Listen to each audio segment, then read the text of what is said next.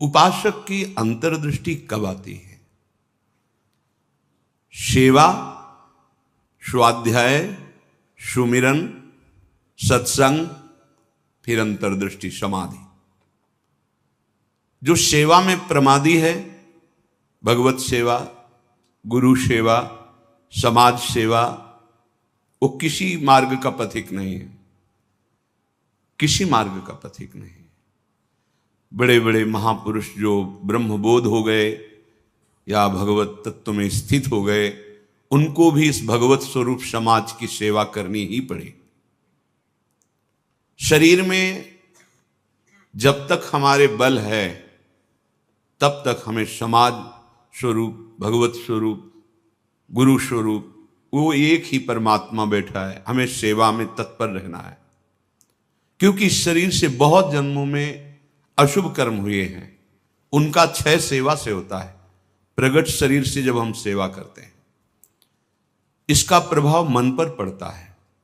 जो हम क्रियाएं करते हैं उनका प्रभाव मन पर पड़ता है। यदि अशुभ क्रियाएं हैं तो मन गंदा संकल्प करने वाला मलिन होता चला जाएगा। शुभ क्रियाएं हैं तो थोड़ा पवित्र होता जाए। लेकिन आपकी शुभ अशुभ दोनों से परे क्रियाएं भगवत स्वरूप, तो आपका मन भगवत स्वरूप हो जाएगा। तब अंतर्दृष्टि खुलती है, एक एक इंद्रिय परम पावन हो जाती है।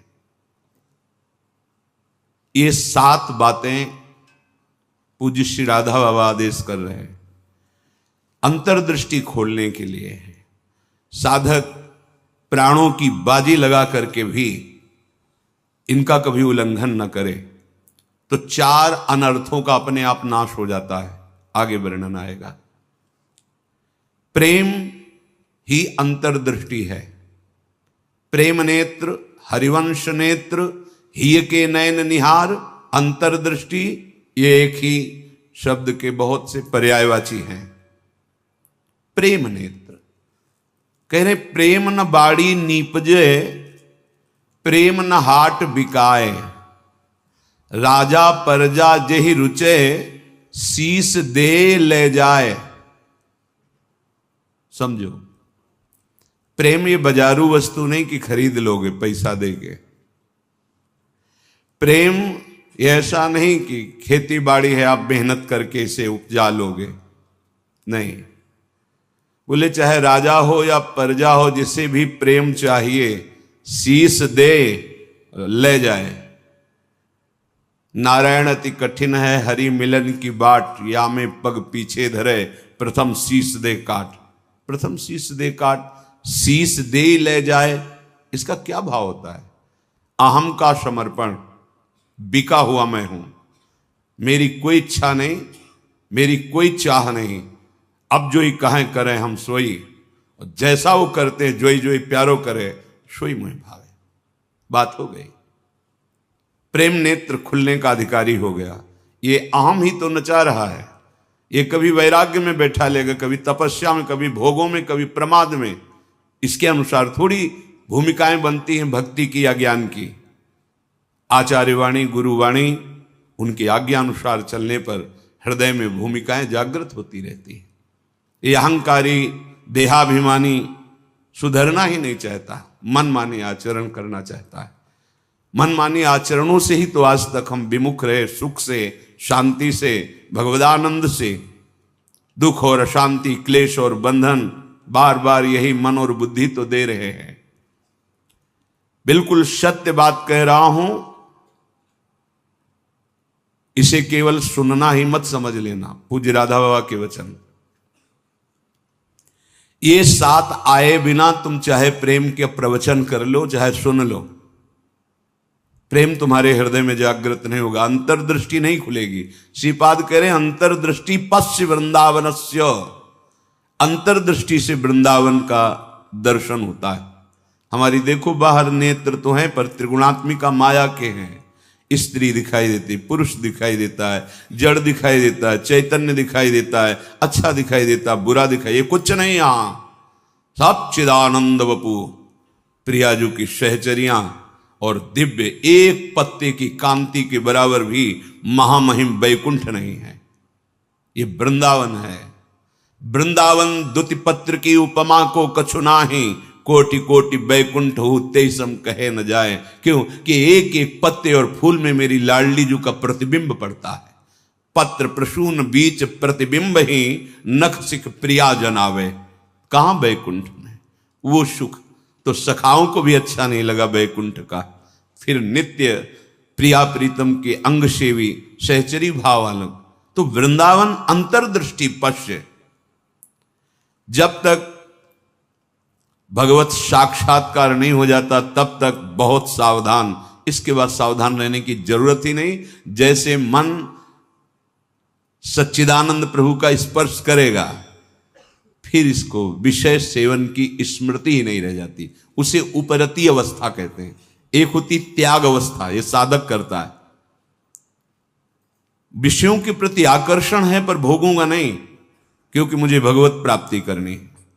दूसरी होती वैराग्य अवस्था, भोगों का सानिध्य है, ये भी जानते हैं कि हाँ ये भोगने में मन बुद्धि कहते हैं कि सुखद है पर नहीं, वो राग रहित हो रहा है।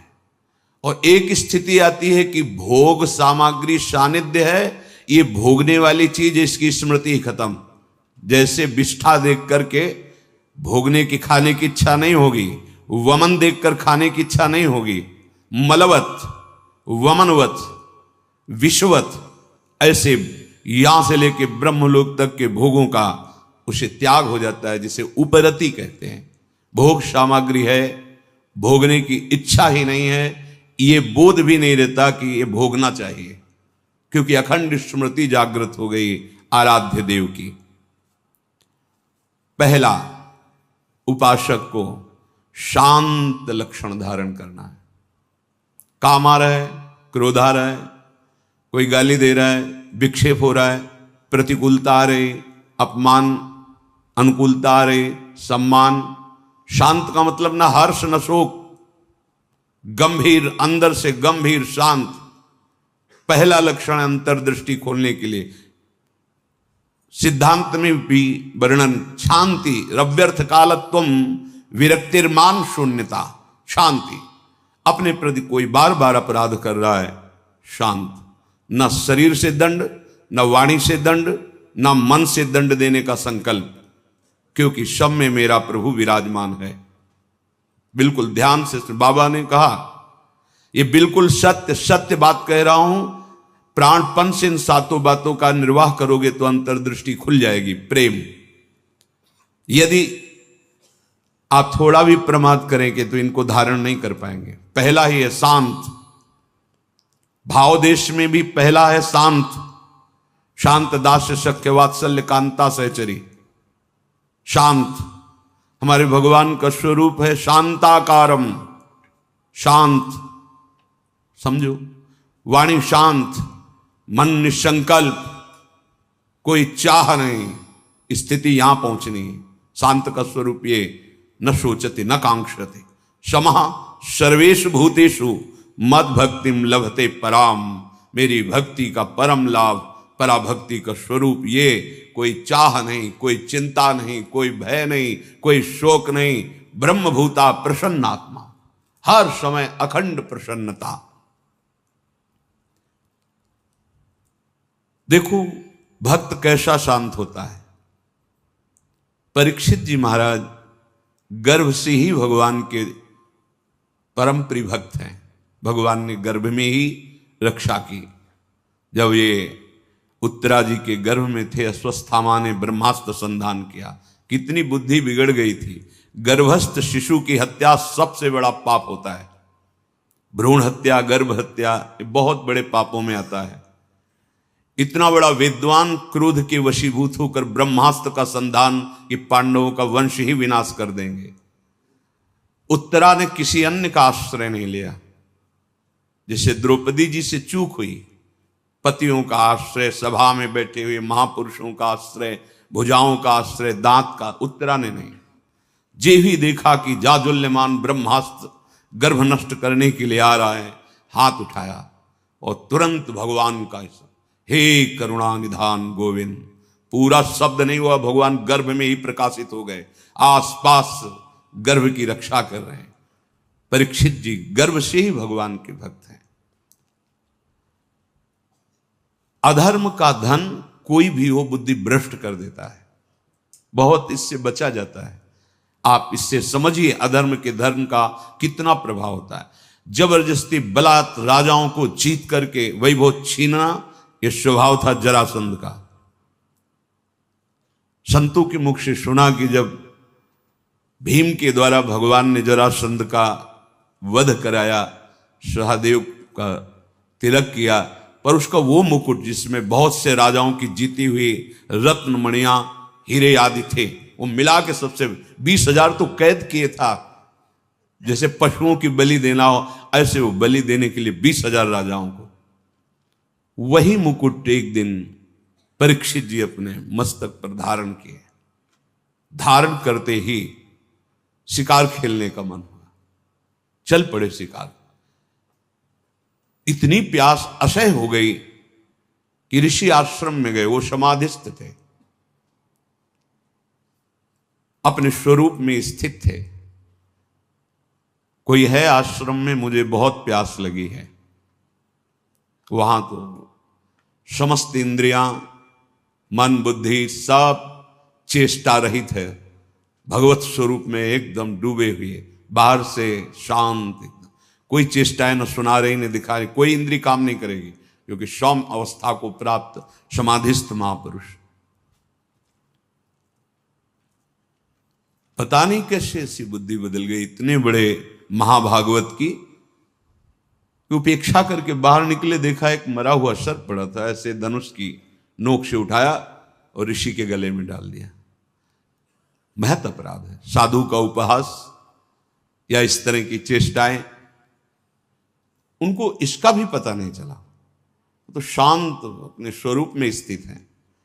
कुछ ब्रह्म ऋषि कुमार देखे कि राजा परीक्षित अंदर गए थे, बाहर गए तो कोई बात थी क्या, वहां गए तो देखा समाधिस्थ थे, उनके गले में मरा हुआ सर्प।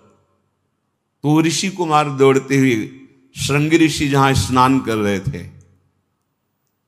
वहां गए और कहा, राजा परीक्षित ने बड़ा उपहास किया आपके पिताश्री का, एक मरा हुआ सर्प गले में डाल दिया। इतनी बड़ी सामर्थ्य कैसे कि समाधिस्थ मेरे पिता का अपमान। तो क्या उन्होंने समझ लिया कि राजाओं के पास ही बल होता है, ब्रह्म ऋषियों के पास बल नहीं होता? नौ किशोर अवस्था है श्रृंगी ऋषि की, उसी जल से आचमन किया और कहा आज मैं दिखाता हूं कि ब्रह्म ऋषियों का बल क्या होता है। इसने मरा हुआ सर्प मेरे पिता के गले में डालकर एक ब्रह्म ऋषि का अपमान किया। मैं शाप देता हूं, आज के 7वें दिन तक्षक सर्प इसे डसेगा और कोई त्रिभुवन में नहीं बचा पाएगा। ऐसा ही हुआ और दौड़ करके आए और पिता के गले में लग गए। जब वो बहुत देर लिपट के रोए से तो धीरे धीरे वृत्ति बाहर आई। क्या हुआ, क्यों रो रहे हो? उनका ये परीक्षित आए हुए थे और आपके गले में मरा हुआ सर्प डाला, आपका अपमान किया। नहीं नहीं, देखो इसमें क्या अपमान होता है? गलती तो हमसे हुई, राजा भगवान का स्वरूप होता है। वो आए थे आश्रम में, अर्घपाद आदि देते, उनको जल पिलाते, उनकी सेवा करते। वो हमारे संपूर्ण प्रजा का शासन करते हैं, सेवा करते हैं, रक्षा करते हैं। हमसे गलती हो गई, रोना नहीं चाहिए। तब किसी ऋषि कुमार ने कहा ये रोए ही नहीं है, इन्होंने शाप भी दे दिया है। नहीं नहीं, निरपराध राजा को शाप कैसे दे दिया? क्या शाप? 7 दिन में तक्षक काटेगा। गजब कर दिया तुमने। अरे हमसे पूछ तो लेते। अब ये ब्रह्म वाक्य हैं, इतने बड़े ब्रह्म ऋषि वो भी नहीं काट सकते। अपने शिष्यों को भेजा जाओ और परीक्षित को सूचना दे दो, कोई उपाय कर लो अपने परम कल्याण का। 7 दिन में तक्षक सर्प आएगा और डसेगा। जे ही जाके वहां परीक्षित ने मुकुट उतार के ये क्या मेरे से, ये क्या हो गया? मुझे दंड मिलना चाहिए। बहुत पश्चाताप करें, ऐसा उपहास कैसे कर दिया, ऐसा अपराध कैसे कर दिया। इतने में वो शिष्य पहुंचे और कहा महाराज आपने जो गले में सर्प डाला, बालक होने के कारण श्रृंगी ऋषि ने आपको शाप दे दिया है। निश्चित आपको 7वें दिन महाभयंकर विषधारी तक्षक आएगा और डसेगा, आपको कोई नहीं बचा सकता। आप उपाय कर लीजिए भगवत प्राप्ति का। बहुत हृदय शीतल हुआ। वर्णन है। एकदम हृदय में शीतलता हुई, प्रायश्चित हो गया। तत्काल सर्वस्व का त्याग, सम्राट पद पर जन्मेजय का तिलक और गंगा के किनारे का 7 दिन तक भगवान शुकदेव जी के द्वारा गाई हुई भगवत चर्चा श्रवण की और बीच में प्रार्थना की थी कि भगवान आप चिंता मत कीजिए, ये भूख और प्यास मुझे अब परास्त नहीं कर सकती। जिस प्यास से पीड़ित होकर के हमने गले में सर्प डाला था, आज उसी प्यास को मैं पराजित कर रहा हूं आपके श्रीमुख से सुने हुए भगवत वचन। विचार करो, इतने बड़ा श्राप सुनने के बाद उनके हृदय में कोई शोक नहीं, शांत हृदय, 7 दिन कुछ खा पी नहीं रहे, शांत हृदय। भक्त का हृदय शांत होता है। उनके गले में सर्प डाला हुआ शांत नहीं हुए, कोई बात नहीं। अगर हम भगवत दर्शन करना चाहते हैं, महासुख में निमग्न होना चाहते हैं, दुख मिटाना चाहते हैं, तो शांत होना स्वभाव में लाएं। अशांत स्वभाव नहीं। अशांतस्य कुतः सुखम। अशांति अगर हृदय में होगी तो बहुत पाप बन जाएंगे, कड़ुआ बोलोगे, गंदे आचरण बन जाएंगे, हिंसा आदि दोष भी उत्पन्न हो सकते हैं।